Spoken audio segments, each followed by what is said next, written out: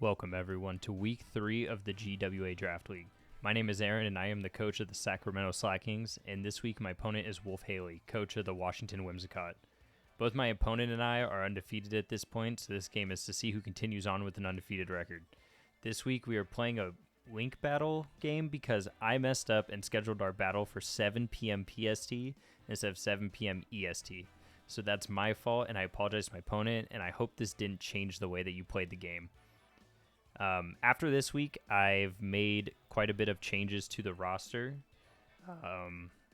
Probably the last changes I will be making. Hopefully I don't make any more. I think I only have the opportunity to make maybe one more, if that.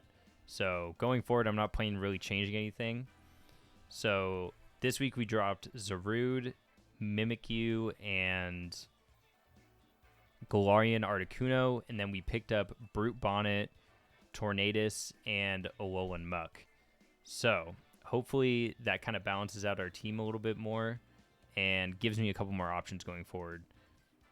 So with that, let us get into the battle.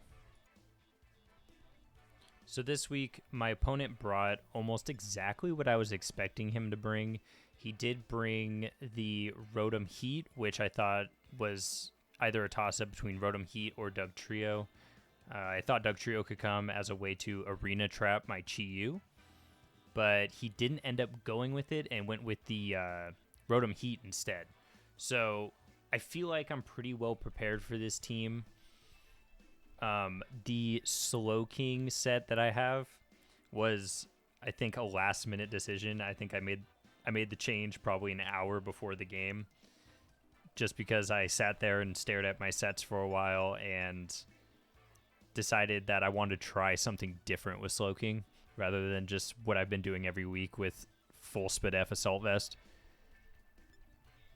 So I'm just kind of trying to figure out what I want to lead here. I think that White Ice is a good option to lead into the team unless it's a Rotom lead, then it kind of sucks. But I do want to get my rocks up this game because I know his only form of removal is Defog on Corviknight.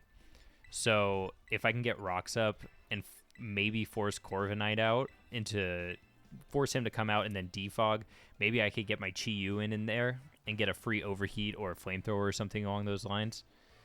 So I do actually end up sticking with the Earthworm lead just because, just free rocks, hopefully. And he does lead off with his Weirdeer. Now, as far as I know, I don't think Weirdeer has anything that can hit my Earthworm. I don't believe it gets Body Press. So I think this is actually a pretty safe lead. I'm pretty sure Earthworm just kind of walls this Weirdeer. So turn one, I decide I'm just going to get my rocks up. I am expecting him to Terra right away. The Terra that I am expecting is Terra Water. But as we'll see, my opponent did make a mistake in his team building and meant to bring the Terra Water Weirdeer, but instead brought Terra Normal Weirdeer. He messaged me right afterwards and said, "Oops, that's supposed to be Terra Water." So I'm hoping that this doesn't make too much of a difference in his game plan and what he wants to do with his Weirdeer. I assume he wanted Terra Water just for a resistance to Chi-Yu. But I do get my rocks up for free. He does use Side Shield Bash, which gives him his defense boost. Side Shield Bash does, almost nothing to Earthworm. So I'm feeling pretty confident staying in with Earthworm. And since he is Terra Normal, it's a super effective body press into this, which should do about 40%. But he does switch out here, and he switches into his Rotom Heat. So we do get the body press on the Rotom Heat, and it does a little bit of chip damage. Really, that's about it. At this point, I know he's probably going to click Overheat. So I don't want to stay in with my Earthworm. I'm kind of just looking at my team, figuring out what the best switch is. I'm assuming Overheat is the move that's going to come out. I'm also kind of afraid of like a Volt Switch or something like that. but I don't want to switch in on... I don't want to switch my Great Tuscan and take like an overheat on him, because that'll do about a little over 50% to him, and I don't want any chip on him. So I do actually go out to my Slow King here, anticipating either overheat or Volt Switch. And he does end up Thunder Waving. So we've got a paralyzed Slow King on our hands. The speed drop doesn't really matter, because I'm almost positive Slow King was the slowest Pokemon in this battle. Yeah, I'm fairly certain that Slow King is the slowest Pokemon in this battle. So the paralysis doesn't really matter much. He does Volt Switch out. It does do a decent chunk. That should give him the information that I'm fully Spadef. I believe I had 252 EVs in Spadef, and I was a Calm Nature.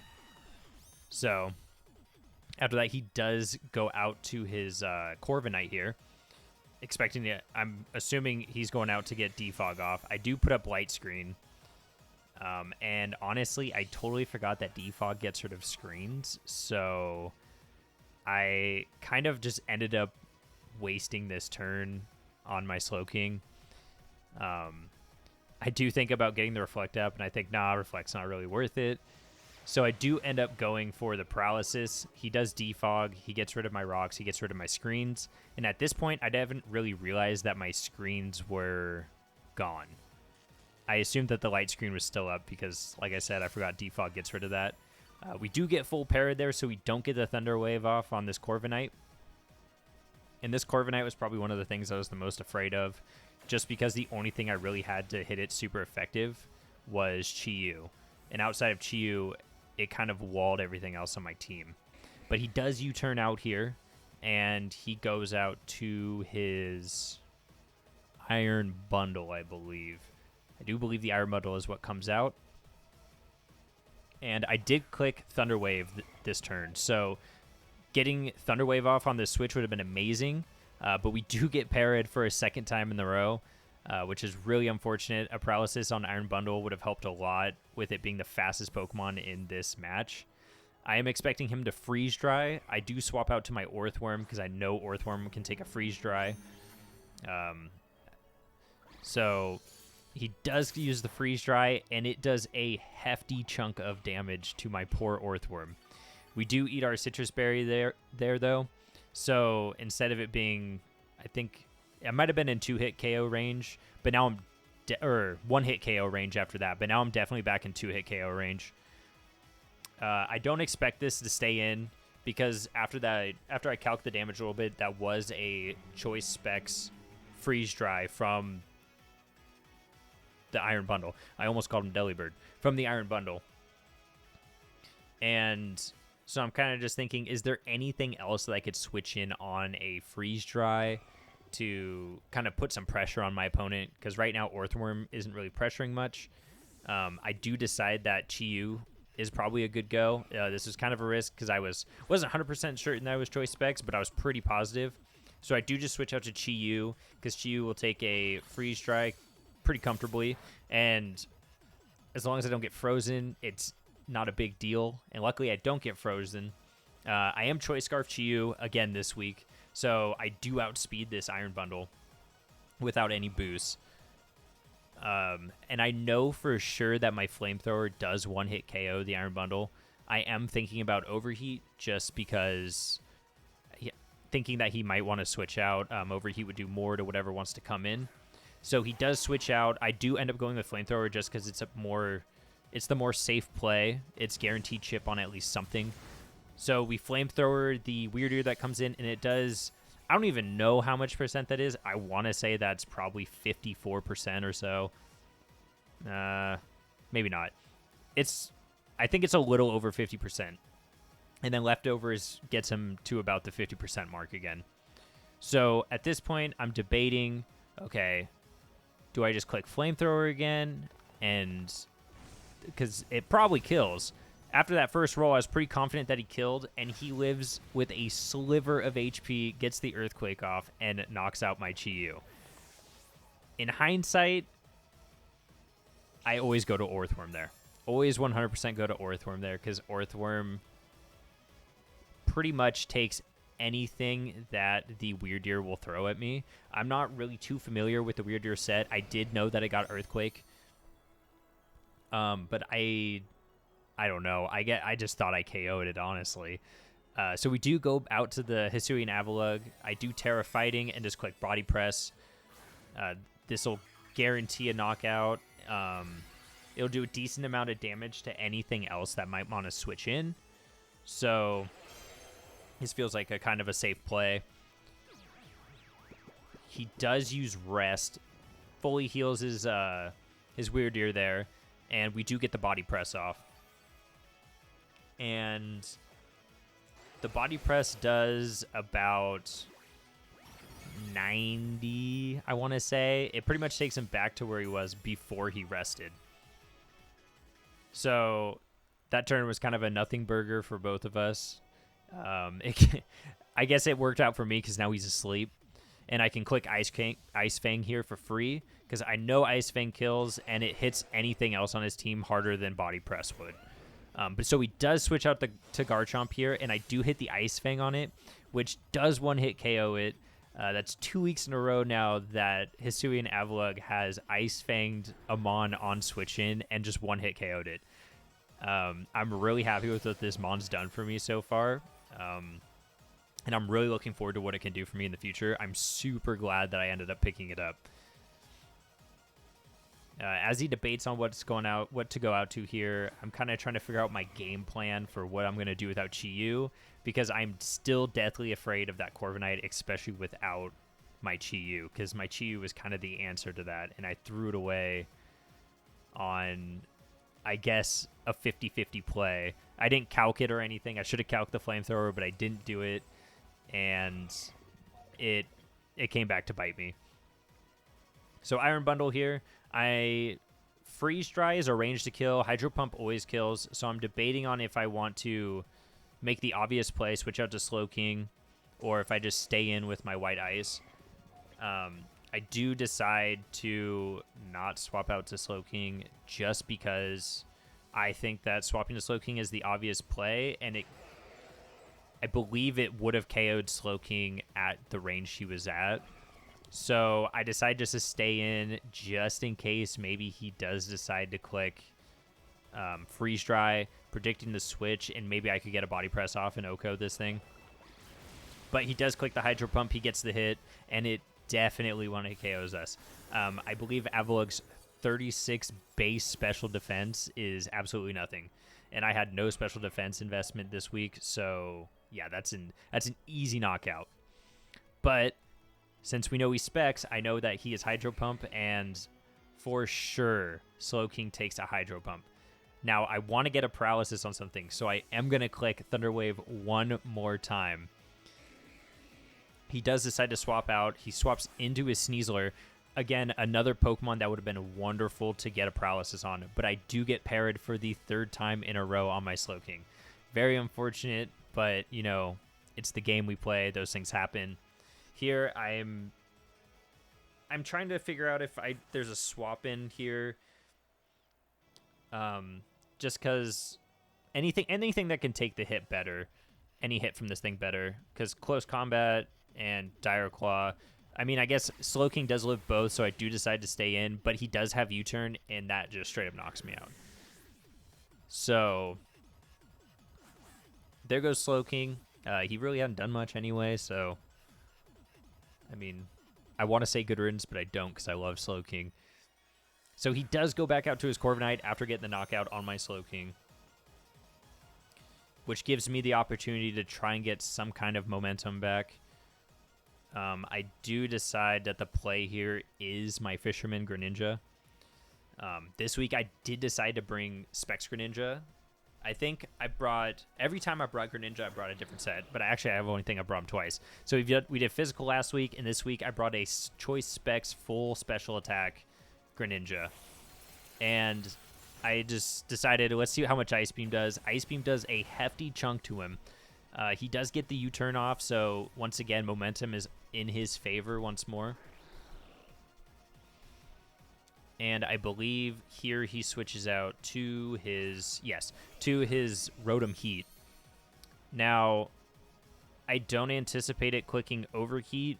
I am more expecting probably a volt switch here. So the safest play here is to always swap into Great Tusk in my mind, because he's revealed Thunder Wave, he's revealed Volt Switch, and Overheat I'm assuming he has, because most Rotom Heats bring it. So I know that Great Tusk can take an Overheat. If he clicks Thunder Wave or he clicks Volt Switch, then I just get a free switch in. So I do go out to Driver Down, and he does click Volt Switch. So I do get the free switch in, thankfully. I decide, for some reason, I think about Headlong Rush, and then I remember, oh yeah, Levitate. Let's not do that. So I go for the knockoff. He does hit the Will-O-Wisp on my Great Tusk. So unfortunately, once again this week, Great Tusk is going to have his time to shine. But we do knock off the Heavy Duty Boots on his Rotom Heat.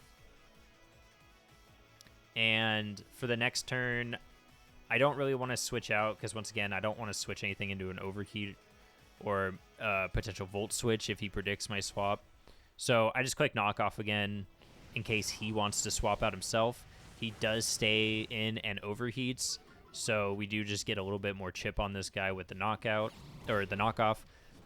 And with the -2 special attack, I do believe I live another overheat, so I'm just going to stay in and click CC.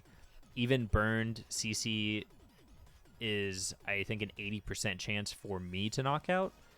So it's kind of the safe play, and if he wants to switch and bundle for some reason, it'll do a decent chunk to bundle. But he does stay in. He clicks Thunder Wave, expecting me to swap out, but luckily I don't, and we get the knockout with our Great Tusk on the Rotom Heat. So that is actually Great Tusk's first knockout. He's now 1-2 currently. So he's still, his KDA still isn't that great, but we still got a couple weeks to work on it, and I'm hoping that he ends the season positive, because he's definitely a Pokemon that should be positive at this point. So here, I'm debating on whether or not I want to swap out.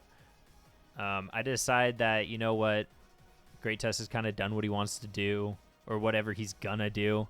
So I'm just gonna stay and click CC. If he, I don't know, clicks Hydro Pump and misses. But he does click Freeze Dry, which is the safe play here. It always one-hit KOs Greninja, Great Tusk, and it 2-hit KOs my Orthworm. So safe play. He goes for that. And then I just switch out to Orthworm, because Orthworm is the only one that I know can take more than one hit. And Body Press should do a decent chunk to it. He does click it again. It's definitely 2-hit KO range. Body Press actually almost OHKOs. I was not expecting that, but he does get another Freeze Dry off and obviously knocks me out. So because this Iron Bundle is faster than me on my Greninja, I have no choice but to click Water Shuriken for a chance to lower differential or by some miracle win the game myself. So we're going to go with Water Shuriken. The only priority move I think I had in this game, which is insane thinking back considering how much speed he had on his team and how many times in the previous weeks I have won with, or I've been knocked out by Pokemon with a sliver of HP left. So we do hit the Water Shuriken. Thankfully, it's a guaranteed 2-hit at least. So we do get 2 hits on the Iron Bundle, and we do knock it out. So right now, I believe he's +3 on me in differential if Greninja were to get knocked out now. He does swap out to his Sneasler, and since I'm Choice Specs, I am locked in my Water Shuriken. This would take a 5-hit plus, I think, 2 crits to knock out Sneasler. But we do actually end up getting the 5-hit, just no crits. So that is going to do it. He's going to knock me out with a close combat, and that is going to be GG's to my opponent. It was a great game, really well played on your end. I'm not upset about the hacks or anything like that. It's the game we play, and I accept it for what it is. So after that, we fall to 2-1. Reflecting back on this match, I think my biggest throw was keeping my Chi-Yu in on the Weird Ear, especially when I had an incredibly safe switch in my Earthworm. It's definitely a lesson that taught me I have to play my Chi-Yu a bit more carefully, especially when I haven't gotten a good read on the sets and stats my opponents are running. But thank you all for watching. We will be back next week with another GWA Draft League match against Milk, the coach of the Melbourne Munchlax. See you then.